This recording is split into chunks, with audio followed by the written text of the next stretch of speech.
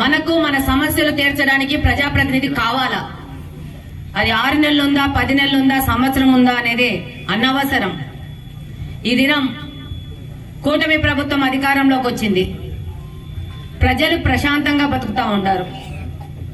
ఆ దినం మొన్నొచ్చిన ఎలక్షన్లో కడపలో నేను పోటీ చేసినప్పుడు ఈమె ఎవరు యాడ్ నుంచి వచ్చింది, ఈమెకేం తెలుసు, హైదరాబాద్ నుంచి వచ్చింది అంటూ మాట్లాడిన వాళ్ళు కొంతమంది అయితే, కొంతమంది అక్క రిస్క్ చేస్తున్నావు అక్క, ఈడెందుకు పోటీ చేస్తున్నావు అన్నోళ్ళు ఇంకొంతమంది. కానీ మన నాయకుడు నారా చంద్రబాబు నాయుడు గారు, అలాగనే కడప జిల్లా అధ్యక్షులు శ్రీనివాసరెడ్డి గారు నిర్ణయం చేసుకుని నన్ను దింపినారు. ఇలాంటి మాటలు వింటూనే ఎలక్షన్ లో క్యాంపెయినింగ్ అంతా చేసినాం.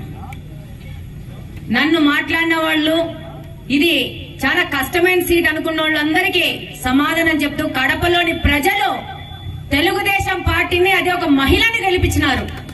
దాని ప్రతిఫలమే ఈ రోజు కడపలో అనేక మార్పులు జరుగుతా ఉన్నాయి.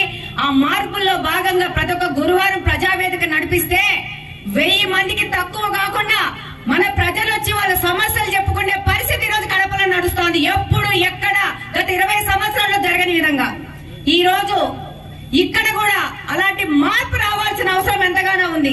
ఇంతగానే రవణ చెప్తున్నారు, మీరు మీ సమస్యలు ఎత్తుకొని పోయే పరిస్థితి ఉందా? ఆ మనుషులు పలికినారా? మీకు నీళ్లు ఇచ్చినారా? మీ యొక్క